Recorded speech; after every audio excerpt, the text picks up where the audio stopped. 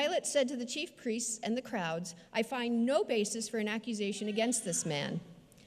But they were insistent and said, "He stirs up the people by teaching throughout all Judea, from Galilee where he began, even to this place." When Pilate heard this, he asked whether the man was a Galilean. And when he learned that he was under Herod's jurisdiction, he sent him off to Herod, who was himself in Jerusalem at that time. When Herod saw Jesus, he was very glad, for he had been wanting to see him for a long time, because he had heard about him and was hoping to see him perform some sign. He questioned him at some length, but Jesus gave him no answer. The chief priests and the scribes stood by, vehemently accusing him. Even Herod with his soldiers treated him with contempt and mocked him. Then he put an elegant robe on him and sent him back to Pilate. That same day, Herod and Pilate became friends with each other. Before this, they had been enemies. Pilate then called together the chief priests, the leaders, and the people, and said to them, "You brought me this man as one who was perverting the people. And here I have examined him in your presence and have not found this man guilty of any of your charges against him. Neither has Herod, for he sent him back to us. Indeed, he's done nothing to deserve death. I will therefore have him flogged and release him." Then they all shouted out together, "Away with this fellow! Release Barabbas for us." This was a man who had been put in prison for an insurrection that had taken place in the city, and for murder. Pilate, wanting to release Jesus, addressed them again, but they kept shouting, "Crucify! Crucify him!" A third time he said to them, "Why? What evil has he done? I have found in him no ground for the sentence of death. I will therefore have him flogged and then release him." But they kept urgently demanding with loud shouts that he should be crucified. And their voices prevailed. So Pilate gave his verdict that their demand should be granted.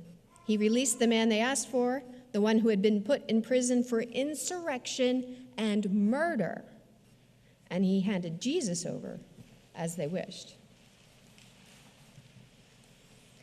As they led him away, they seized a man, Simon of Cyrene, who was coming from the country, and they laid the cross on him and made him carry it behind Jesus. A great number of the people followed him, and among them were women who were beating their breasts and wailing for him. But Jesus turned to them and said, "Daughters of Jerusalem, do not weep for me, but weep for yourselves and for your children.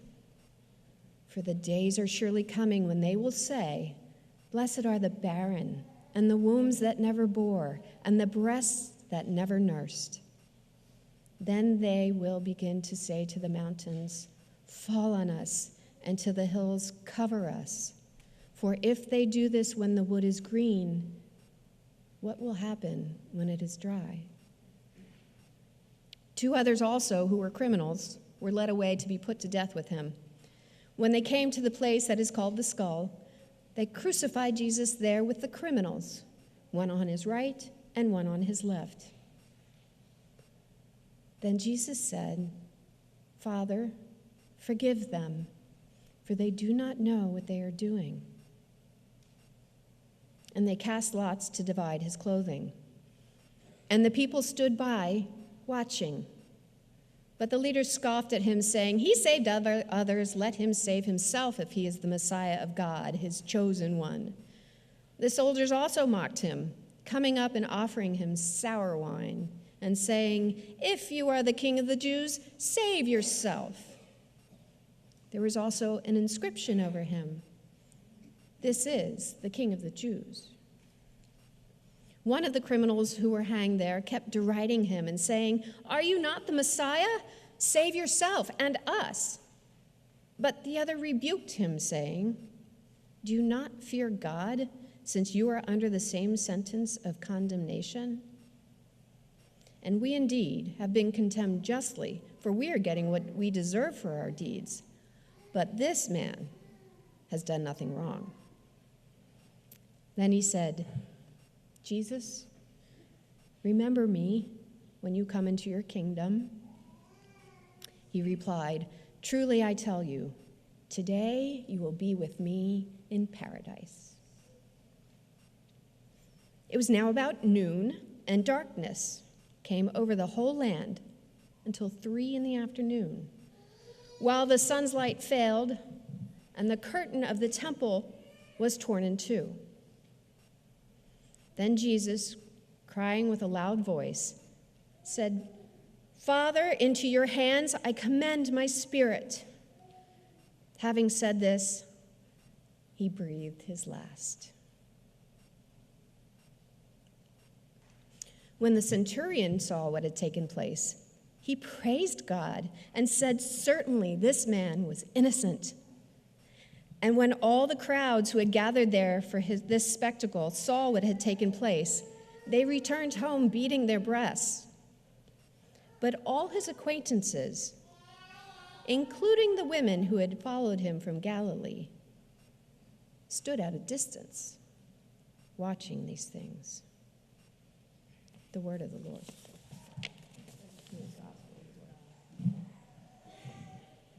Thank you. Good morning. Palm Sunday, Passion Sunday, it's 2 Sundays combined, as Renee was saying downstairs. What that means is instead of the Sunday of the Palms, where we celebrate the triumphant entry alone, we do that at the beginning of the service, and right about the time the pastor stands up, the goal now is to tank. It's to take us to the lowest of lows, to the depths of our depravity, to the depths of our human suffering, to talk about our brokenness, to allow our hearts to be shared, and to let the victory of what's about to take place a week from now bring us to that conclusion. There are goals in this message. One, that all of you who would leave here today would have some insight into your relationship with God, and is it a good relationship with God? Certainly all of us would say we want to have a better relationship with God. If I stop, she stops. Please be seated. No. That's one goal, that all of you would answer the question, do you have a good relationship with God? Good. A second goal is to make sure that you know truth about the context of this story written 2,000 years ago. Context is important. It's imperative. This is not a rags to riches story. It's not typical of what we read in North America, in particular, the United States of America. It's a different kind of story. And we have here a political figure, Jesus, who is a king, but a different kind of king. So let's put it into context. What's Jesus up to? What's God up to in Jesus? We had centuries of sin, depravity, all kinds of craziness going on in the world, and God says, I've got to do something to interrupt the timeline. I have to somehow get in the middle of this in a different way, and I have to change things for the better. So God says, in God's wisdom and God's love, I will send my only son, and I will send my son to show these people how much I deeply love them. Did it really change anything? Has the church, since Jesus, created better people, stronger people, more devoted people? Or have we become the cynical, the sarcastic, those who actually despise God, disdain God more for the rules and the regulations that we, the church, create, just like the church before Jesus? Live up to the 519 laws of the Old Testament. Geez, I can't even live up to the 10 Commandments. I don't know about you, but again, this is no rags to riches story. It's not to be told, not on this day. But it wasn't supposed to end this way, was it? Was the story of Jesus supposed to end this way? Deep down, we knew that Jesus was a troublemaker. From the time he was born, Jesus was causing trouble. Can you imagine? I'm guessing his parents did not have on the back of the oxen cart, I'm proud of my honor student. doubtful. That's my kid that went into the temple, into the church, and turned things upside down. Always and never to be found in our sight, always off someplace else. It's not the story of rags to riches. It's about shame, pain, utter helplessness, downright despair, failure. The portrait that the gospel writers give us is a story, a narrative of Jesus in his last hours on this earth. And again, it is not a rags to riches story. Maybe the problem is, now that we're into the 21st century, maybe the story is so old and so familiar, we don't notice the particular pieces that we are supposed to notice. Maybe it has become so familiar, like those walls in our home, that when we pull away the piece of furniture, we say, oh my goodness, how did that happen? Or the bed we move over and we find all those dust bunnies. That's a tough time, especially on Ash Wednesday. From dust I have come, to dust I shall return. I have never any idea if the person beneath my bed is coming or going, but there's plenty of dust. I jest, but I don't, because isn't that the church, a dusty place? Isn't it time to get the compressed air out and blow it off? Isn't it time for the winds of the Holy Spirit to do something earth-shattering? Isn't it time? Or will we have yet another historic Palm Sunday here at St. John's Evangelical Lutheran Church? Walk out of here and do absolutely nothing to change the world, culture, or even our own homes? Who are we? Rags to riches? I'd encourage you to be the opposite. We knew from the beginning of all the gospel writers, they know that the king that is being portrayed is not the king like we typically see. Not the kind of hero we talk about in our literature and in our movies. Certainly not the Avengers. Wonder Woman? I don't think so. Superman? I don't think so. But an outcast, a criminal, a loser. An outcast for you. A criminal for you. A loser, Molly, for you. Do you see it in the passage that was read? Jesus endures what he endures, he suffers what he suffers, and he loses everything that he has. For you, Sarah. Nyla, for you. This guy went to a cross. And not the way the song, how many of you like, on a hill far away stood an old rugged cross? Somebody ought to rip that thing out of the hymnal because it's a farce. It's not the hills as you go into the Ole Valley we're talking about. It's not the bucolic area. It's not the beautiful, pristine mountains of the West. The hill we're talking about is the garbage heap. Jesus wasn't crucified in the city limits. He was crucified outside the city limits so that they could wash their hands. Just get them far enough away. But all the crowds followed because that's where the entertainment was for the day. And again, not a hillside with lilies and all kinds of beautiful plants, but it was the dump. It was the place where people would take their bed pails from the night before, and the feces and urine would be spread all over the common scraps where the wild dogs were and the feral cats. And that's where Jesus, our God, was crucified. So rip aside the falseness of who we are as church and get to the guts of who we really are. A humanity that needs redeeming. A humanity that will never understand redemption until we understand what love is. And love is not an easy thing. Anybody that thinks intimacy is easy, you spent far too much time watching too many YouTube clips. For today, people will die.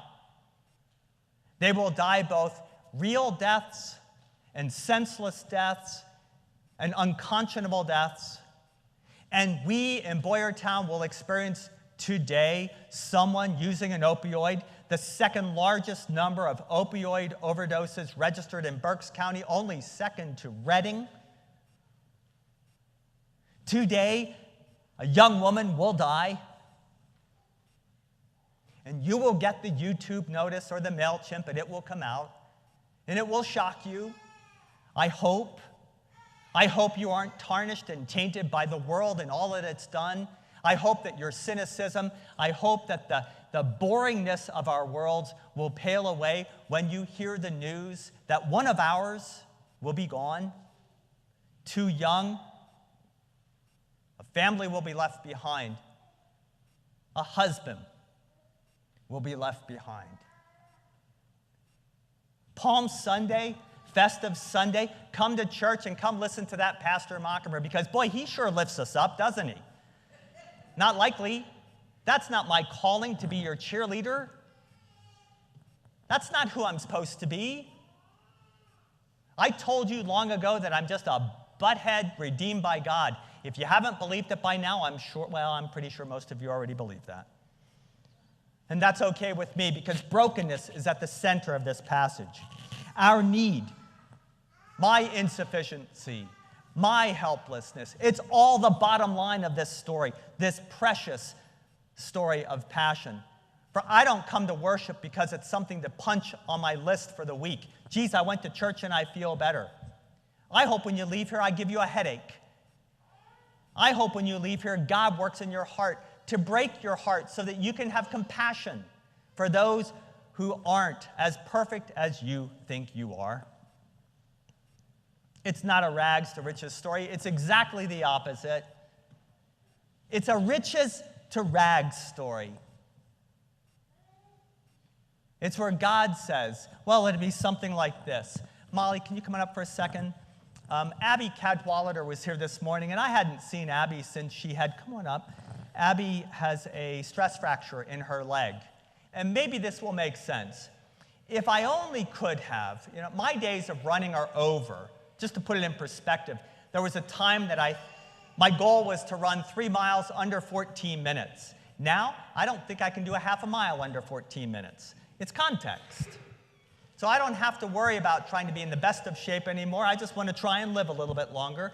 But if in Abby's condition, if I could have taken my leg and given her, let's see, this is the one I broke. So let's give her this one and trade.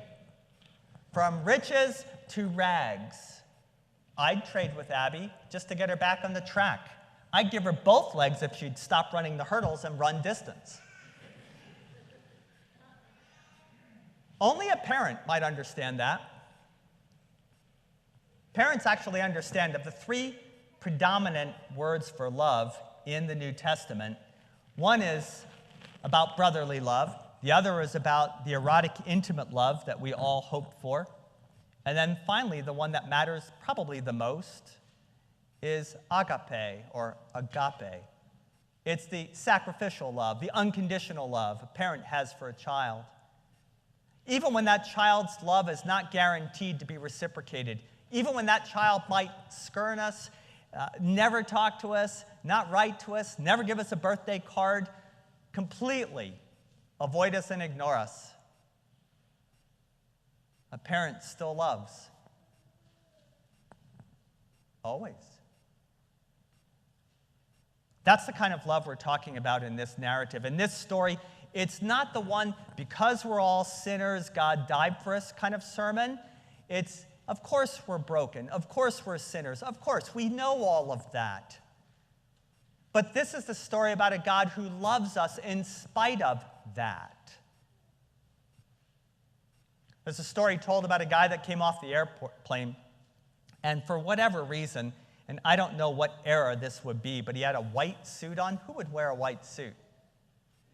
Let's just make it a little bit more contemporary. So this guy gets off the airplane and he has a white shirt on. How's that? Crisp, medium starch in a hanger kind of shirt. And his daughter is waiting for him. And his daughter is, let's say, how about 3? And his daughter, to keep her calm, was given by grandfather who was along, gave her a Hershey bar. No, let's ratchet it up because Hershey's chocolate stinks.